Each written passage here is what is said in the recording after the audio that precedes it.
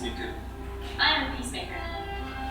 Yo soy una pacificadora. I am a peacemaker. I co-facilitate workshops with the Alternatives to Violence program. Yo estudio. Working on Alternatives to Violence program. I work with young friends. Yo trabajo con el proyecto Alternativos a la Violencia. I work in the area of environmental sustainability. I work with friends around the world. We are peacemakers. We are peacemakers. Pacificadores. Blessed are peacemakers, For they will be called the children of God. Blessed are the peacemakers. They will be called the children of God. Bienaventurados los pacificadores, porque ellos serán llamados los hijos de Dios. I am a child of God. I am a child of God. We are children of God. I'm a musician. I am a mother. I am an archer. I am an elder sister. Yo soy estudiante. I am an encourager. Yo soy pastor. Yo soy un padre y miembro de una gran familia. I am a friend. Yo soy amiga. Amigo. I'm a Quaker. Yo soy guapo. I am a child of God. Yo soy una hija de Dios. I am a child of God. I am a child of God. I am a child of God. I am a child of God. We are children of God. Somos hijos de Dios. Join us in Peru. Joined the Friends World Committee in Peru in January 2016. For worship, consultation, And charting new directions. For envisioning the future.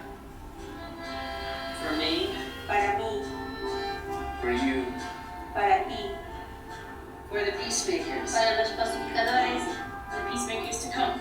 para los pacificadores a venir. Join us in person in your meetings and churches. by engaging with the issue And supporting those who are attending. únete en persona En su iglesia, o junto por considerar los asuntos y apoyar a los asistentes. creation is waiting. la creación nos espera. La creación nos espera. Creation is waiting. living the transformation. Creation waits with eager longing for the revealing of the children.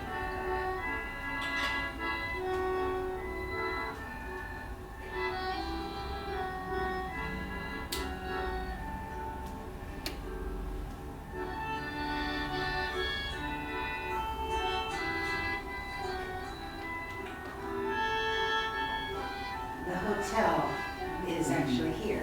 That's where we'll be. And Tango de Gozo is over here. So it's a short walk, I think. I think that's right.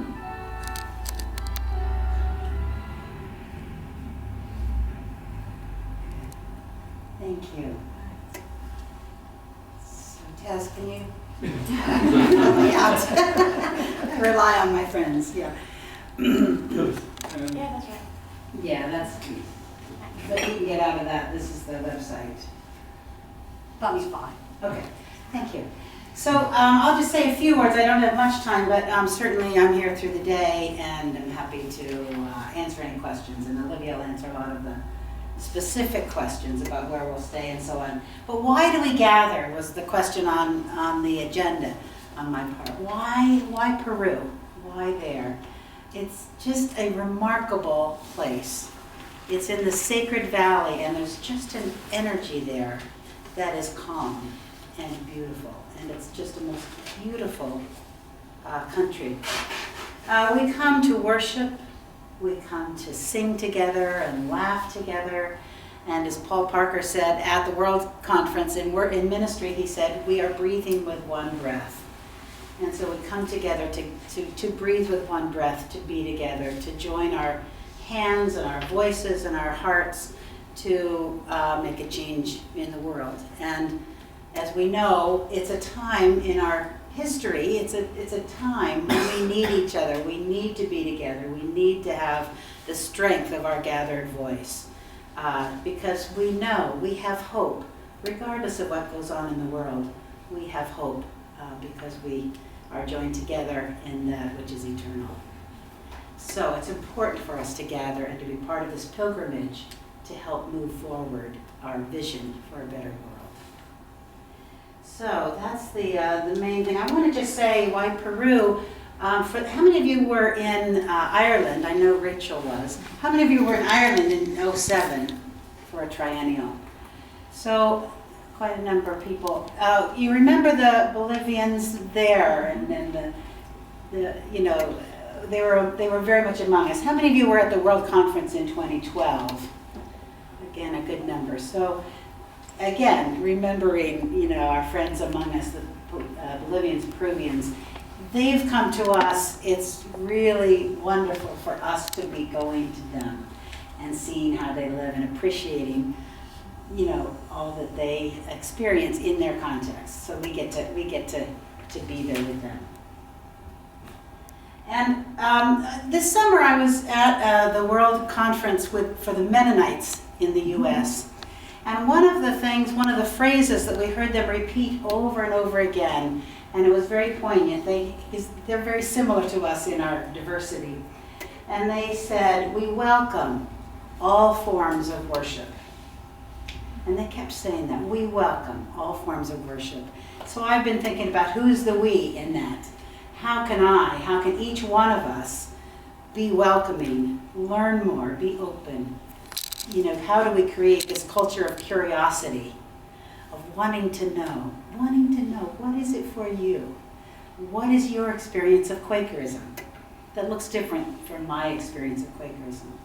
So I'm delighted that this gives us that opportunity, and I'm delighted that we're going to be doing some of that work here this afternoon. I'll just say a couple words about the structure of our time in Peru. There will be 4 consultations, and each person will choose one of those to give you a place to kind of sink into it during the conference. And our hope would be that out of those 4 consultations will come a minute or something for the whole body to kind of gather around, again, gathering our voice. You've probably received that. I could bring up copies from the office of the consultations, but basically they all are helping us move toward the 100th birthday of FWCC, which will be in 2037. I'm still comfortable. And we'll be there, Liz. Yeah, well, hopefully we'll still be living then. Yeah, but so we're kind of moving toward that, and we're thinking about young people and the youth, and how do we engender the continuation of this Quaker movement? How do we encourage friends for that time? I'll just say parenthetically that we had as a target to have 15% of our participants in Peru be under 35, young adult friends. And we've well exceeded that. We've gone way beyond that. We're going to have, 95? About 90 or so. About 90 young people among us, many of you here today. So we're really, really grateful for that, because that's how we keep regenerating. So the 4 consultations, one is on leadership and ministry, and that includes the consideration of the Quaker youth pilgrimage and how we want that to look in future. How do we support young people? What kinds of programs and activities do we have, and how do we spread that across sections so it's not just the Americas and Europe? Second consultation is on meeting communities and their growth and sustainability. How do we help meetings grow and stay strong? Third one is about how the equipping of FWCC. How often do we need to meet as a world body? How do we do that? How do we continue to do our governance in a way that is both accountable and transparent, but also effective? And the fourth is about how do we sustain life on Earth. It's looking at climate change, at peace and social justice. It's looking at how to further the Cabaret call to peace and equal justice that was approved in 2012 at the World Conference. So each of you will choose one of those to kind of really work with and help pursue. Let me just say that the constitutional changes that we're proposing with our concern about carbon footprint, traveling, there are a couple of yearly meetings who have said, we're not sending anybody to this conference because we think that's not in our best interest to have all these plane flights and everybody. And I believe, FWCC believes we do need to meet face to face, but maybe not as often. So we're proposing that we have maybe a world conference every 10 years, maybe. I mean, who knows what the number will be. But one of the reasons for that is that when we have a smaller triennial group that's representative of yearly meetings, and a world conference also has the same yearly meeting representatives.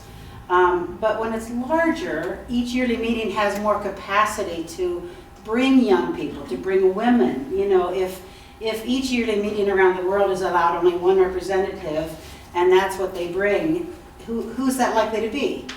You know, it doesn't bring a diverse group together. So as a larger group, we'll have more capacity for that diversity.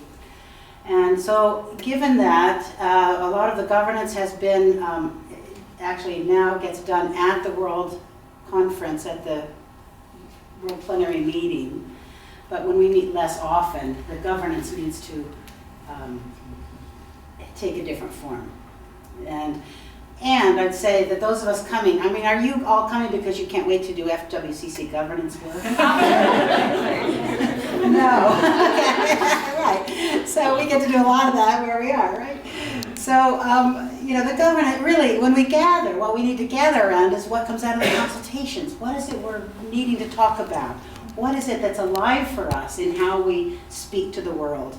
So I think that's the business of the world body, and those governing decisions can be made by a smaller but group that's accountable.